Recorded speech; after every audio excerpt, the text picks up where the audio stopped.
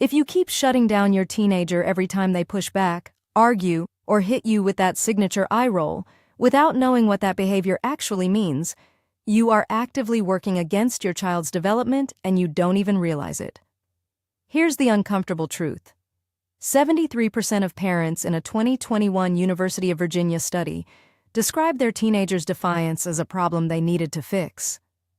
But the researchers saw something completely different. They saw kids building the exact cognitive muscles that would carry them through adulthood. So before you ground them one more time for questioning your logic, stay with me. Because what I'm about to share in the next 10 minutes completely reframes those frustrating moments, and by the end, you won't just tolerate the eye rolls, you'll actually look forward to them. Let's get into it. Let's be real about what's actually happening in most households right now. You say something. Your teen sighs, looks away, mutters something under their breath, or gives you that look, the one that could melt steel. And your instinct, like most parents, is to clamp down, to demand respect, to remind them who's in charge. That instinct makes complete sense. It's what most of us were taught. But here's where the stakes get serious. The way you respond to teenage pushback in the next 1 to 3 years doesn't just affect your relationship today. It shapes whether your child becomes someone who can advocate for themselves in a job interview, set boundaries in a relationship, or challenge authority when it actually matters. The neuroscience on this is not vague or theoretical. It is specific. It is documented, and it changes everything about how you should be showing up right now. There are 5 things you need to understand. Let's start with number 1. Point number 1. The eye roll is literally a sign of brain growth. In 2011, Dr. Sarah Jane Blakemore at University College London published research that changed how neuroscientists understand the teenage brain. Her team discovered that the prefrontal cortex, the part of the brain responsible for social judgment, decision-making, and self-awareness, undergoes its most dramatic rewiring between ages 12 and 25. During that rewiring, teenagers develop something called mentalizing. That's the ability to think about what other people are thinking. And here's the kicker. When your teenager rolls their eyes at you, they are practicing mentalizing.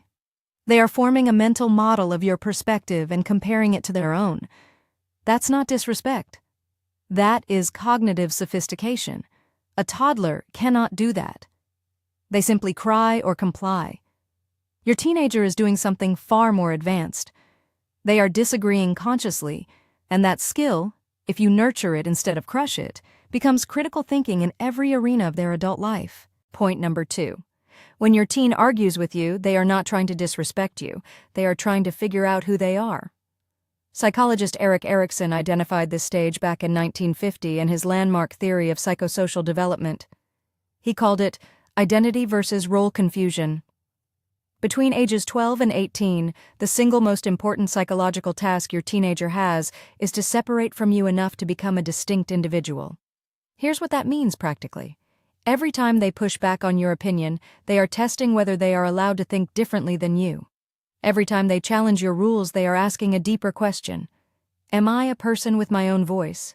If you shut that process down consistently, if every debate ends with you pulling rank and them being silenced, you do not raise a respectful kid. Research suggests you raise a kid who struggles to form their own identity, who people-pleases their way through life, or who explodes the moment they leave your house. The goal is not a teenager who never argues. The goal is a teenager who learns how to argue well. Point number 3. This one surprises everyone. The parents who engage in debates with their teenagers, who actually argue back respectfully instead of shutting it down, end up with stronger relationships and more obedient teens in the long run. A 2017 study published in the Journal of Research on Adolescence followed 208 families over 3 years. The researchers specifically tracked what happened in households where parents validated teen dissent versus households where they dismissed it. The results were striking.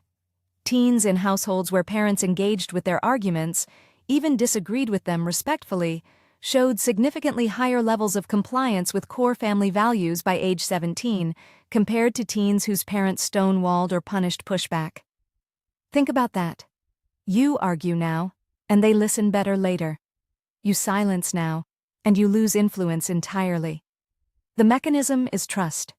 When your teenager sees that you take their perspective seriously, even if you ultimately hold your ground, they are far more likely to come to you when something actually matters, like a sketchy party or a relationship that's going wrong.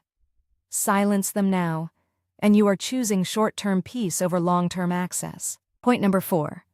Your teenager will not remember most of your parenting, but they will remember exactly how you made them feel in moments of conflict. This is not poetry. This is memory science. Psychologist Dr. Daniel Siegel, who spent decades at UCLA studying adolescent brain development, explains that emotionally charged experiences are encoded far more deeply in memory than neutral ones. What that means is this: the argument you had last Tuesday about curfew? That is stored in your teenager's brain with significantly more weight than any calm conversation you've had this year. The question is what was recorded. Was it, "My parent heard me, disagreed, but respected that I had a perspective"?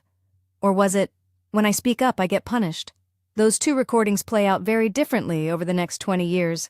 One produces a young adult who can communicate under pressure. The other produces someone who shuts down or blows up anytime they feel challenged.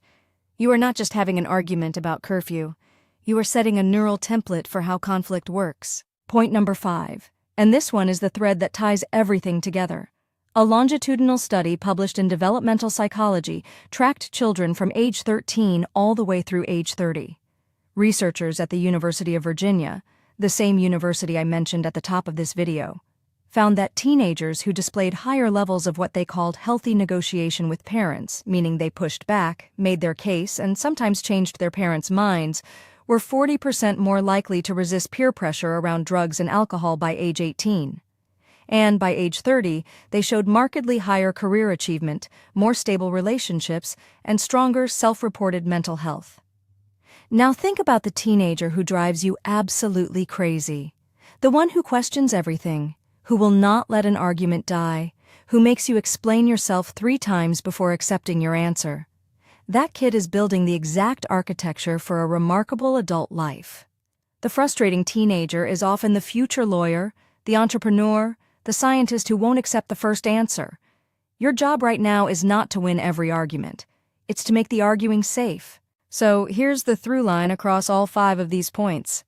Every behavior your teenager does that feels like rebellion, the eye rolls, the pushback, the need to have the last word, is their developing brain doing exactly what it's supposed to do. The problem isn't your teenager. The problem is that most parents were never given a framework to understand what's actually happening under the surface. And I'll be honest with you, when I first came across this research, I kept thinking, why isn't this taught? Why are parents still defaulting to, "because I said so," when the neuroscience is this clear? That's exactly why I want to point you toward a resource that genuinely helped me put all of this into context. The book is called The Teenage Brain by Dr. Frances Jensen. She's a neuroscientist and a mother of 2 teenage boys, and she wrote this book specifically to bridge the gap between what science knows about adolescent brain development and what parents actually need in the moment. It is the clearest, most practical breakdown of why your teenager acts the way they do and how to respond in ways that actually work. The link is in the description below. If any of this video resonated with you, that book is the logical next step. It completely reframes these frustrating daily moments into something you can use. So what do you actually do with all of this starting today? Here is one specific action step. The next time your teenager rolls their eyes or pushes back on something you've said, try this exact script instead of reacting. Say, "Help me understand your thinking." That's it. 4 words. You're not agreeing with them. You're not backing down. You are signaling that their perspective has enough value to be heard before a decision is made. Watch what happens. Most teenagers are so primed for conflict that being genuinely asked to explain themselves short-circuits the argument entirely. And over time, that one shift builds the kind of trust where they actually come to you with the things that matter. You started this video thinking the eye rolls were the problem. The eye rolls were never the problem. The silence that usually follows them.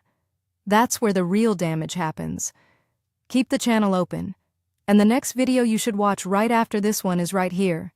It covers exactly how to handle the moments when your teen completely shuts down and stops talking to you altogether. If this video gave you even one thing you can use today, hit that like button right now. It takes half a second, and it genuinely helps this channel reach more parents who need this information. Subscribe if you're new here because we go this deep every single week on parenting and child development. And drop a comment below telling me, what does your teenager do that drives you the most crazy? I read every single one, and your answer might become the next video topic. Thank you for being here. This stuff matters. Disclaimer.